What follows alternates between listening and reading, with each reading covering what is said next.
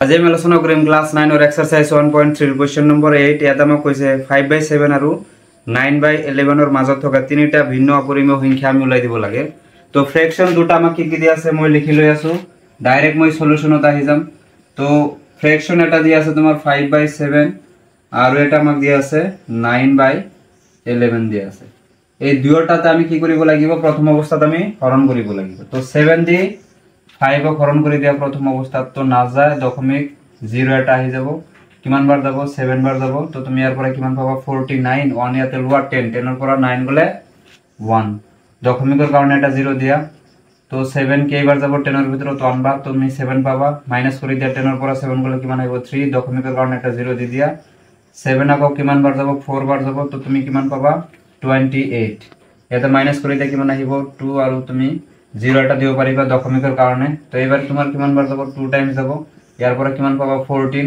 10 ৰ পৰা 4 গলে কিমান থাকিব 6 দশমিকৰ কাৰণে 0 এটা দি দিয়া 60 ৰ ভিতৰত কিমান বাৰ দিবা 8 বাৰ কিমান হ'ব তোমাৰ 56 আকৌ তুমি মাইনাস কৰা কিমান থাকিব 4 থাকিব এবাৰ তুমি কিমান বাৰ দিব পাৰিবা 5 তুমি কিমান পাবা 35 ইয়াৰ পৰা মাইনাস কৰা কিমান আহিব 5 এতিয়া সোৱা ৰিমাইন্ডাৰ আমাৰ কি 5 আইছে ইয়াতে আমি স্টাৰ্টিং কোৰ পৰা কৰিছিলো 5 ৰ পৰা তো ৰিমাইন্ডাৰ আকৌ আমি কি পাইছো 5 পাইছো তাৰ মানে এই কেইটা অংক বাৰে বাৰে কি হ'ব ৰিপিট হ'ব এইখিনি বস্তু আমি ইয়াতে লিখি দিম কি লিখিম যে 0.71 মই ডাঙৰ কৰি লিখি দিম একচুয়ালি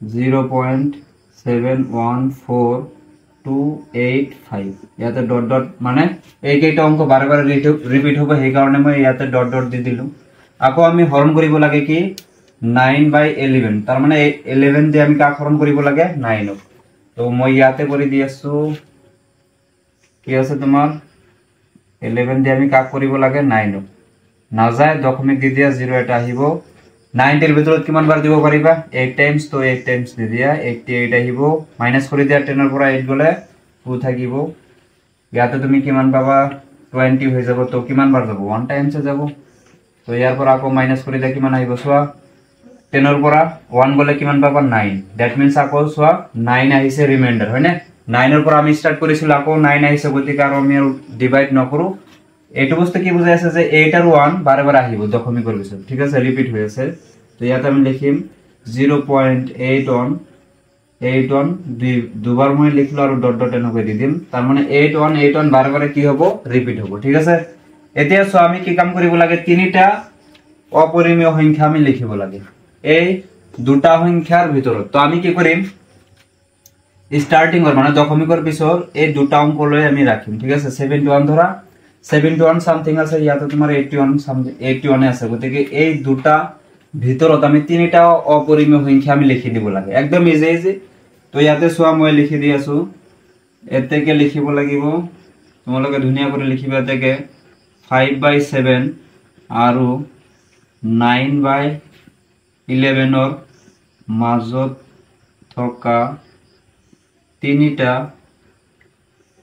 অপৰিমেয়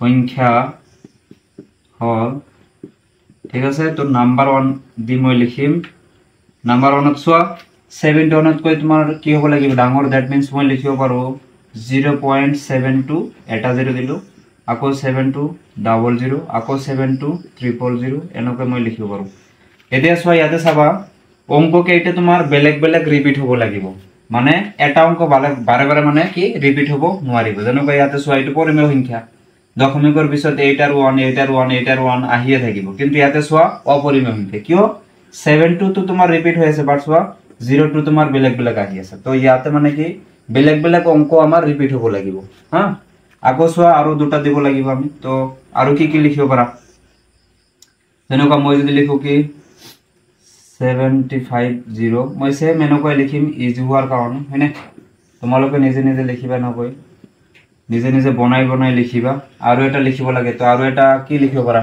81 আছে 80 তুমি লিখিব পাৰিবা হয়নে তো 80 মই লিখিম আকৌ 800 মই লিখিম আকৌ 8 মই কি লিখিম 300 তো এনেকৈ নিশ্চয় বুজি গৈছে একদম ইজি জাস্ট মানে কি হৰণটো কৰি লবা তাৰ পিছত এই দুয়োটাৰ মাজত দুটা অংক আমি লব লাগিব আৰু এই দুটাৰ মাজত যিকোনো অংক তুমি ল'ব পাৰা, কিন্তু চাব লাগিব কি যাতে অংকবিলাক আমাৰ বাৰে বাৰে সেম নাহে, বেলেগ বেলেগ আনি দিবা, ঠিক আছে? তেনেহ'লে তোমাৰ হৈ যাব। তো স্ক্ৰিনশ্বট মাৰি ল'বা। নেক্সট কুৱেশ্যনটো আমি সলভ কৰোঁ আজি 1.3 কমপ্লিট কৰিমেই, ঠিক আছে? 1.3 ৰ একদম লাষ্ট কুৱেশ্যনটো আমি লৈছোঁ। Question number 9। ইয়াত আমাক কৈছে তলৰ সংখ্যা কেইটাক পৰিমেয় আৰু অপৰিমেয় হিচাপে শ্ৰেণী বিভক্ত কৰা। 5টা কুৱেশ্যন আছে আৰু 5টাৰ ভিতৰত কোনটো পৰিমেয় হ'ব কোনটো অপৰিমেয় হ'ব আমি ওলাই দিব লাগে।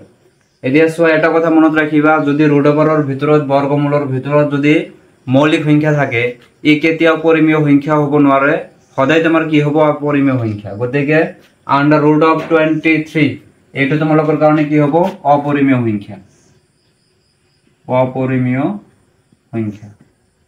নেক্সট চোৱা, ইয়াতে আছে কি বৰ্গমূলৰ ভিতৰত আছে কিমান 225। এতিয়া চোৱা, ইয়াৰ এককৰ স্থানত কিমান আছে 5। যদি কোনো এটা সংখ্যাৰ এককৰ স্থানত তোমাৰ 5, 6, 9 তাৰপিছত তোমাৰ 00 আৰু 1 থাকে, সেইবিলাক সংখ্যা কি হয় সদায় বৰ্গ সংখ্যা হয়। আৰু বৰ্গ সংখ্যা হলে তোমাৰ কি থাকিব বৰ্গমূল থাকিব। তো ইয়াৰো তোমাৰ কি আছে বৰ্গমূল আছে, ই কিন্তু আকৌ কি নহয় অপৰিমেয় সংখ্যা নহয়, বুজি পাইছা? কাৰণ ইয়াৰ বৰ্গমূলটো কিমান হয় 15। 15 আৰু 15 তুমি পূৰণ কৰিবা, চাবা কিমান পাবা 225। গতিকে 225 ৰ বৰ্গমূল আছে যেহেতু সেইকাৰণে ই তোমাৰ কি হ'ব পৰিমেয় সংখ্যা। কাৰণ এইটোৰ বিপৰীতে তুমি এইটো বস্তু লিখিব পাৰা।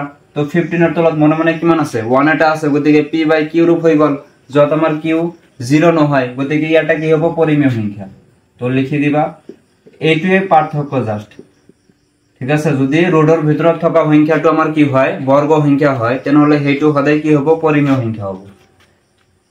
ৰোমান সংখ্যা 3 দেখা, ইয়াতে চোৱা দশমিকৰ পিছত 4টা অংক আহিছে, তাৰ পিছত আৰু অংক ৰিপিট হোৱা নাই, দশমিক বিস্তৃতিটো তোমাৰ কি হৈছে পৰিসমাপ্ত।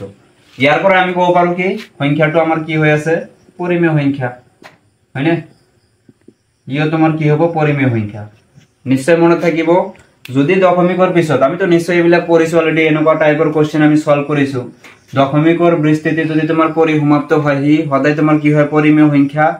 আকৌ দশমিক বিস্তৃতি যদি অপৰিসমাপ্ত হয়, লগতে যদি অংক কেইটা বাৰে বাৰে ৰিপিট হয়, হিও তোমাৰ কি হয় পৰিমেয় সংখ্যা হয়।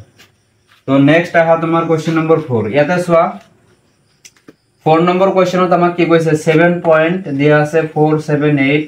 আকৌ যদি মই ভালদৰে লক্ষ্য কৰো তেনেহলে 478 ৰিপিট হোৱা যেন লাগি আছে। তো দশমিক বিস্তৃতিটো তোমাৰ কি হৈছে অপৰিসমাপ্ত, কিন্তু এই তিনিটা অংক বাৰে বাৰে যেহেতু ৰিপিট হৈ আছে, গতিকে এইটো সংখ্যাটো আমাৰ কাৰণে কি হ'ব পৰিমেয় সংখ্যা হ'ব। নিশ্চয় মনে থাকিব তোমালোকৰ। তো ইও তোমাৰ কি হ'ব পৰিমেয় সংখ্যা হ'ব, পৰিমেয় সংখ্যা।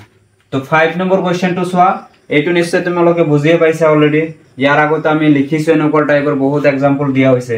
দশমিকৰ পিছত চোৱা 1ৰ পিছত এটা 0, আকৌ চোৱা 2টা 0, আকৌ 3টা, আকৌ 4টা, মানে ৰিপিটটো হৈ আছে কিন্তু বেলেগ বেলেগ অংক আহি আছে, গতিকে ই তোমাৰ কি হ'ব অপুনৰাবৰ্তিত বুলি কোৱা হয়, হয়নে? দশমিক বিস্তৃতিটো তোমাৰ কি হৈ আছে অপৰিসমাপ্ত, লগতে অপুনৰাবৰ্তিত নাইবা অপৌনপনিক বুলি ক'ব পাৰা, মানে নাম্বাৰ বিলাক বেলেগ বেলেগ আহি আছে, গতিকে ইও তোমাৰ কাৰণে কি হ'ব অপৰিমেয় সংখ্যা, ই পৰিমেয় হ'ব নোৱাৰে। তো তোমালোকে এটা কাম কৰিবা, স্ক্ৰিনশ্বটটো মাৰি ল'বা আৰু কনসেপ্ট বিলাক মনত ৰাখিবা। লগতে আমাৰ কি হ'ল এক্সাৰসাইজ 1.3 আমি কমপ্লিট কৰিলো। তো মেনি কংগ্ৰেচুলেশ্যন। ইয়াৰ লগতে আমি নেক্সট ভিডিও আৰম্ভ কৰিম, যত আমি 1.4 কৰিম। তো তোমালোকে লগতে থাকিবা আৰু প্ৰেক্টিস কৰি থাকিবা ডেইলি। Thank U.